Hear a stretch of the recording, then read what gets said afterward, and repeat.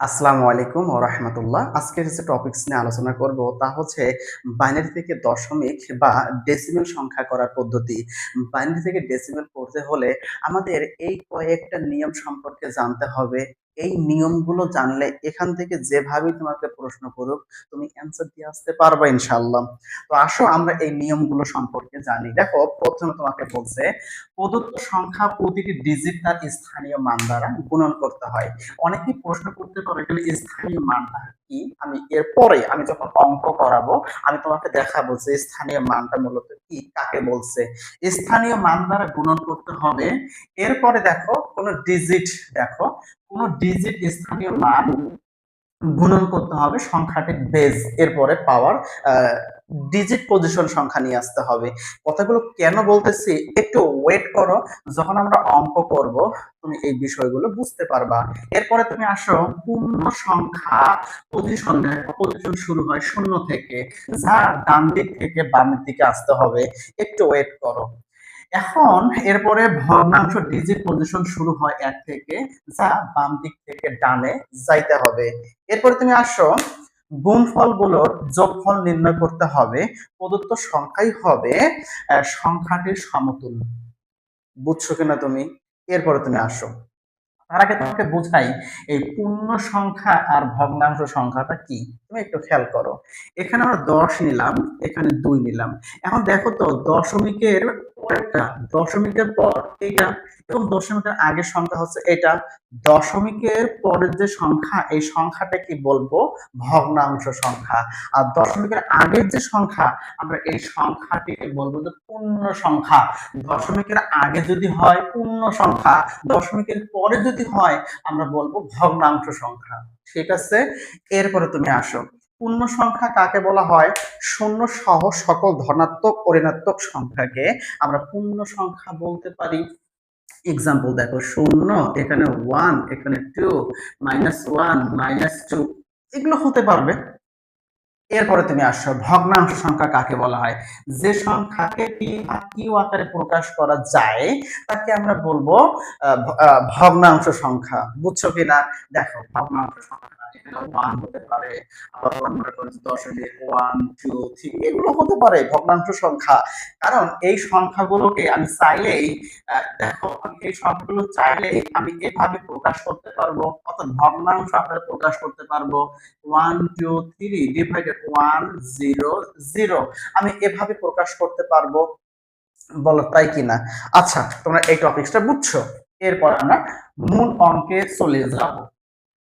তুমি এখন আসো, এখানে আসো। দেখো তোমাকে কি বলছিল? বলছিল প্রদত্ত সংখ্যার প্রতিটি ডিজিট তার স্থানীয় মান দ্বারা গুণন করতে হবে।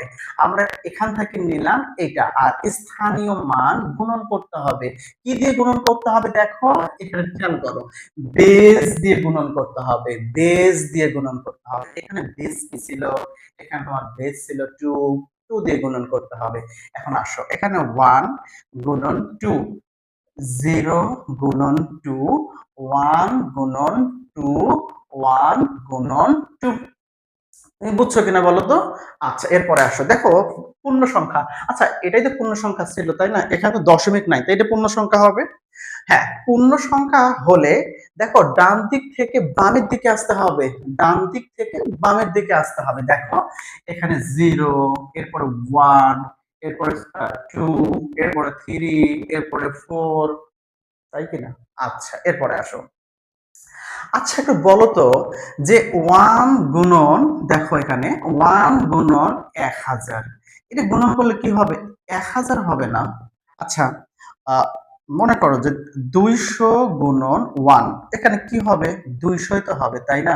আচ্ছা, a গুণন 1, এখানে কি হবে? এই তো হবে। দেখো আমরা এ মানে 1 যদি থাকে আমরা ওই সংখ্যা দিয়ে গুণন করলে মূলত ওই সংখ্যাটাই বসে যায়, এখানে 1 এর কোনো মূল্য নাই। ঠিক তেমনি ভাবে আমি এটাকে যদি গুণন করি, বলতো এখানে 1 এ কি কিছু হবে? আমার তো এখানে 16 হবে তাই না? এখন তোমরা বলতেছো 16 কিভাবে হলো? আচ্ছা দেখো 16 কিভাবে হলো। আচ্ছা, কোন সংখ্যার উপরে পাওয়ার থাকলে ওই সংখ্যাটা ততবার গুণ করতে হয়। কোন সংখ্যার উপরে পাওয়ার থাকলে ওই পাওয়ারটা ওই সংখ্যাটা কত কয়বার গুণন করতে হবে একটু দেখো। এখানে 2 গুণন 2 গুণন 2 গুণন 2, দেখো এখানে 2 এর উপরে 4 ছিল, পাওয়ার 4 ছিল, তাই এই সংখ্যাটা 1 2 3 4 বার গুণন করতে হয়েছে। তুমি বুঝতে পারছো? এখন দেখো 2 দ্বিগুণ 4, 4 দ্বিগুণ 8, 8 দ্বিগুণ 16। আচ্ছা, তোমরা বুঝতে পারছো। এরপরে আসো, আমি আরেকটু তোমাকে বোঝাই দিচ্ছি। দেখো তুমি একটু, এখানে দেখো তোমার ছিল 2 গুণন 2 গুণন 2, 2 এর উপর কিউব ছিল, 2 ওই কয়বার গুণন করতে হবে? 2 দ্বিগুণ 4, 4 দ্বিগুণ 8, এখানে 8। ক্লিয়ার কিনা, তুমি বুঝছো কিনা বলো? এরপরে তুমি আসো। আচ্ছা, শূন্য দিয়ে কোনো সংখ্যাকে গুণন করলে কি হয়? শূন্যই তো হয়, তাই না? তাহলে আমরা এখানে শূন্য আছে, দেখো শূন্য সঙ্গে গুণ আছে, এখানে শূন্যই হয়ে যাবে। এখন তুমি দেখো এখানে আমার 2 হয়ে যাবে, এখানে 1 হবে। এখানে তোমার একটা প্রশ্ন হতে পারে। দেখো তোমরা যখন সাধারণ গণিত 4.1 করছিলা, মনে পড়ে কি? 4.1 এ তোমাদের ছিল কোন সংখ্যার উপরে যদি জিরো থাকে, কোন সংখ্যার উপরে যদি জিরো থাকে, আমরা ওটাকে লিখতে পারি 1। মানে কোন সংখ্যা, তুমি দেখো একটু খেয়াল করো, এ বি সি, এখানে পাওয়ার তোমার জিরো আছে, এর মান 1 হবে। তুমি দেখো 100, এর উপর পাওয়ার তোমার কি আছে? জিরো আছে, এর মান 1। তাহলে ভাইয়া বলতো 2 এর উপর যদি জিরো থাকে, এর মান কি 1 হবে না? অবশ্যই তো হবে। আচ্ছা, তুমি বুঝতে পারছো কেন এটা 1 হলো। এখন আমরা যোগ করে দেব। আচ্ছা আসো, 16 8 24 25 26, এখানে 27। ক্লিয়ার কিনা বলো? আচ্ছা, আমরা পরে আরেকটা অঙ্ক করি, দশমিকের অঙ্ক, তাহলে তোমরা বিষয়টা একটু ক্লিয়ার বুঝতে পারবা। এরপরে আসো, 0.1101। আচ্ছা, এটা দিলাম। এখন তুমি আসো, দেখো তো তোমাকে কি বলছিল। আচ্ছা, আমরা আগের যে কথাটা ছিল এতটুকু পর্যন্ত, আমরা এর উপর ভিত্তি করে আমরা মানটা বসাবো। এখানে দেখো 1 গুণন 2, আবার 1 গুণন 2, আবার 0 গুণন 2, 1 গুণন 2। ক্লিয়ার কিনা, তুমি বুঝছো কিনা বলো? এরপরে তুমি আসো, ভগ্নাংশের ডিজিট পজিশন শুরু হয় 1 থেকে, যা বাম দিক থেকে ডানের দিকে যাইতে হবে, তাই তো? এরপরে তুমি আসো, -1 -2 -3 -4। এরপর তুমি আসো। আচ্ছা, আমি তো কিছুক্ষণ আগেই তোমাকে বললাম যে 1 গুণন এখানে 1000, এখানে কি তোমার 1000, তাহলে আমার এখানে 1000 হবে না? তাহলে এই 1 গুণন করলেও যা, না করলেও তা। এখন তুমি আসো, তাহলে আমি 1/2 লিখতে পারি। এখানে অনেকের সমস্যা হয়, একটু দেখো তোমরা। ইনভার্স দেখো 3, ইনভার্সের জন্য একটা 1 লিখবা। এই যে ইনভার্স, এর জন্য 1 লিখতে হয়। এরপরে তুমি আসো, এখানে এ থাকলে এ লিখতে হবে, এখানে কিউব আছে, এখন তুমি এখানে কিউব লিখবা।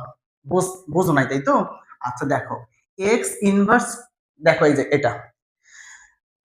এটাকে স্যার আমরা লিখতে পারি, দেখো ইনভার্সের জন্য 1 লিখবা, এরপরে এক্স, এখানে পাওয়ার কি মানে কত ছিল? 2 ছিল, তুমি 2 লিখছো। ক্লিয়ার, বুঝতে পারছো? তাহলে এখানে আপনি কি করলেন, দেখো আমার এই রকম ছিল, একটু খেয়াল করো, এখানে এরকম ছিল, তাই না? এমন যদি থাকে, দেখো এখানে ইনভার্সের জন্য 1 লিখতে হবে, এখানে 2, এই যে পাওয়ার 1। আচ্ছা, পাওয়ার 1 কোন সংখ্যার উপরে কি দেওয়া লাগে? না, আমরা দেখে 2 দিতে পারি, তাই কিনা? আচ্ছা, আমরা আরেকটা एग्जांपल দিলে সেটা আরো ক্লিয়ার করতে পারবা। আচ্ছা দেখো, এখানে কেন 2 হলো? 1 এত লাগবে না। দেখো তুমি, এরপরে আসো। আচ্ছা, কোন সংখ্যা, এখানে আচ্ছা আমি আরেকটা एग्जांपल দেই। দেখো এখানে 1, এখানে 2 স্কয়ার, 1 2 স্কয়ার কেন হলো? এখানে তুমি একটু খেয়াল করো, এই মানে এমন ছিল 2 ইনভার্স 2, 2 ইনভার্স 2, এমন যদি হয় ইনভার্সে যদি তুমি লিখবা 1, এরপরে 2, এই 2 ভিত্তি 2, এরপর পাওয়ার কত ছিল? 2 ছিল, এই 2টা সে বসে গেল। আমরা তো এখান থেকে তো এটা করতে পারি, তাই না? 0 দিয়ে কোনো সংখ্যাকে গুণন করলে ওই সংখ্যাটা 0ই হবে। তাহলে আমরা এখানে 0 লিখতে পারি। আচ্ছা, এরপরে তুমি আসো।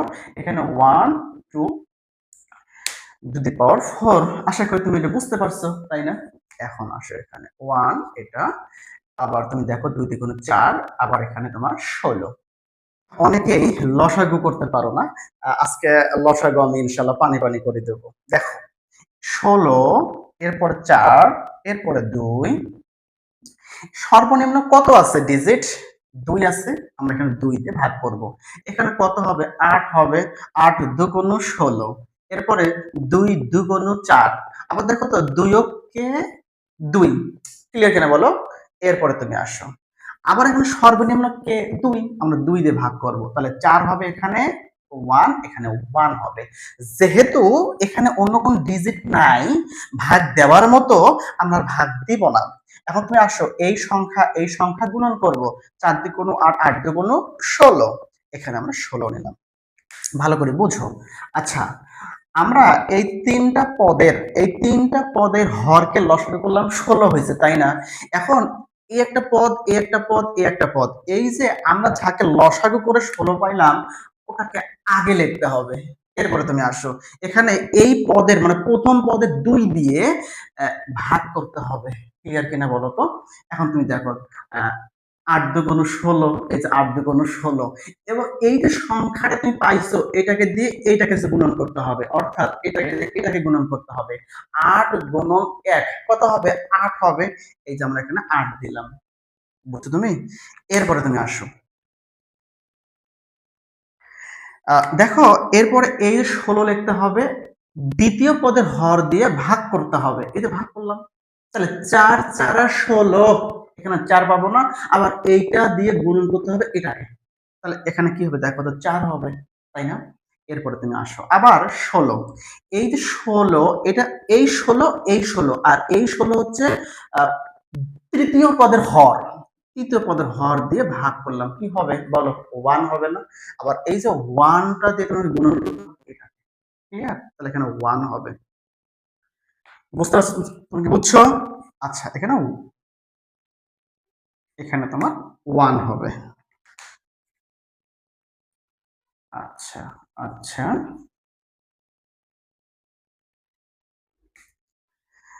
এখন তুমি একটু দেখো তো, 8 আর 4 কত হবে? 12। 12 আর একে তোমার 13, আর এখানে 16। তো এখন আমি একটু কাটাকাটি করি। কাটাকাটি করলে দেখো কি হয়। এখানে কাটাকাটি করলে তোমার হবে 13 ভাগ 16।